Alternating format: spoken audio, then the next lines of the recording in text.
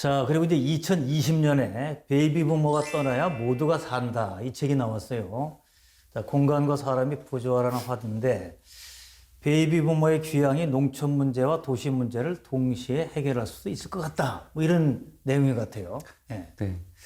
그러니까 저희가 베이비 부모의 사이즈를 보면은 어마어마하지 않습니까? 예. 베이비 부모는 1차 베이비 부모가 있고 2차 베이비 부모가 있어요. 1차 베이비 부모는 우리가 이제 전형적으로 55년생부터 63년생까지 9년간의 기간에 태어난 계층이고요. 2차 베이비 부모는 거기 중간에 잠깐 쉬고 74년생까지의 기간이에요. 그래서 55년생부터 74년생까지 아기가 굉장히 많이 태어났던 이런 네. 기간. 지금 살아계신 분의 어떤 그런 비율을 딱 보니까 대한민국 인구의 3분의 1 정도를 차지해요. 몰려있네, 그러니까. 예, 굉장히 이제 거대 인구 계층이죠. 근데 이 거대 인구 계층이 좀 이게 이 사회 변화에 굉장히 큰 역할을 하고 있는데요. 그 중에 하나가 고령화인 거죠. 그리고 베이비 부모의 맏형인 55년이 65세 고령 인구로 편입이 되기 시작했어요. 그러나 앞으로 20년 동안은 우리나라 인구 3분의 1이 고령자로 편입된다라는 거예요. 그런 얘기네. 그렇죠. 근데 이 속도는 전 세계에서 아마 전무후무할 겁니다. 이 베이비 부모가 사실 산업화 과정에서 이촌양도를 아주 대거했어요. 그래서 수도권에 계신 이주한 베이비 부모, 그러니까 네. 지방에서 수도권으로 이주한 베이비 부모만 봐도 인구가 한 440만 정도예요. 440만. 네. 야, 많구나, 이게. 그런 베이비 부모들한테 인터뷰를 한번 해보면요. 예. 뭐 이런 거예요. 아, 귀농 하실 생각이 있습니까? 귀촌 하실 생각이 있습니까? 그러면 한 60% 정도가 생각이 있습니다. 아하. 그리고 한 20% 정도가 실제 준비를 하고 있습니다. 라고 얘기를 아하. 합니다. 그러니까 빈말이 아니네, 그러니까. 네, 빈말이 아닙니다. 네. 근데 저희가 440만의 10%만 잡아도 44만이에요. 이 44만 인구가 수도권에서 비수도권으로 이주를 한다라고 한다라면은 이 수도권의 압력을 엄청나게 뺄 수가 있어요. 예. 그래서 제가 사람들한테 이 얘기를 합니다. 이분들이 굉장히 이렇게 그 대도시에서 정착하신 분들이 많아요. 예. 그 이분들이 귀농이나 귀향을 하실 때 그 집을 비워두지는 않으실 거 아닙니까? 예. 팔거나 임대를 하거나. 예. 그렇죠. 그래서 여기도 주택 물량이 굉장히 많이 나오는 거예요. 그래서 이런 거를 저희가 생각을 하게 되면은 기본적으로 지역도 살고 또 저기 뭐 어려워지는 지역도 살고 또 대도시권도 더 나은 환경이 되고 예. 또 그럴 수 있다라고 생각을 하니까 그런 정책이 굉장히 중요하다라고 생각합니다. 근데 지금 말씀 듣고 보니까 말이죠. 인터뷰를 그 여성분들하고 많이 하셔야 될 것 같아요. 제 주위에 보니까 남편은 이제 귀농 귀촌 하겠다 그러는데 부인이 안 가겠다 보면 끝이더라고요, 보니까.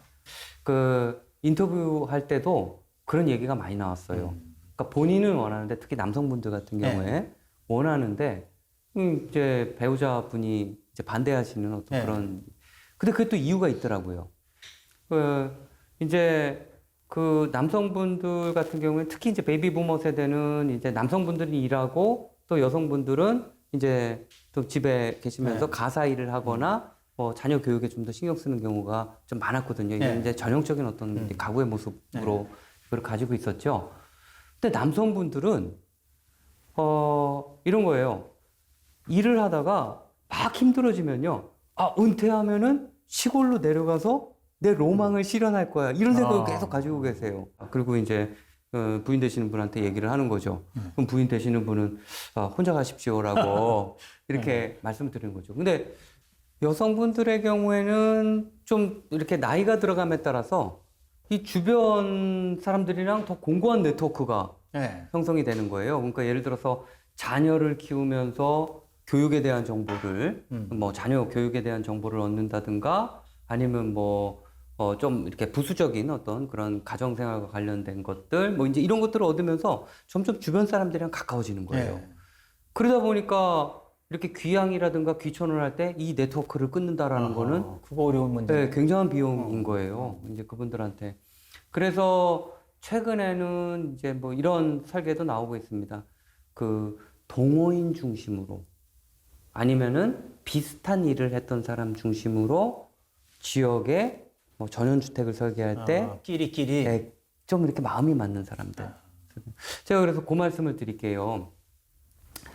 베이비 부머가 행복할 수 있는 여러 가지 조건들이 있는데 그 조건들 중에서 되게 중요한 세 가지가 있어요. 네. 여생을 보낼 수 있는 어떤 돈을 확보해야 되는데 그래도 어느 정도 좀 일자리가 있다라면은 네. 좀 그런 여생에 대한 불안감이 좀 그렇죠. 덜한 분들이 있겠죠. 이제 두 번째가 사회적 관계예요. 같이 놀 사람, 같이 대화를 할 사람, 그 다음에 지지와 공감을 해줄 사람, 주변에 있으면은 또 행복감이 높아지고요. 세 번째가 건강에 대한 거예요. 이제 나이가 좀 들다 보니까 주기적으로 건강을 체크할 수 있는 곳, 오히려 시설. 병원이죠. 근데 그 병원이 굉장히 큰 종합병원이 아니라도 돼요. 주기적으로 체크할 수 있는 곳, 중소도시에 이런 게 있다라면은 저는 지역 경제 활성화에 상당히 큰 도움이 될 것이다. 거기에 이제 중앙정부나 지방정부는 추임새만 좀 넣어주면 된다라고 생각을 하는데.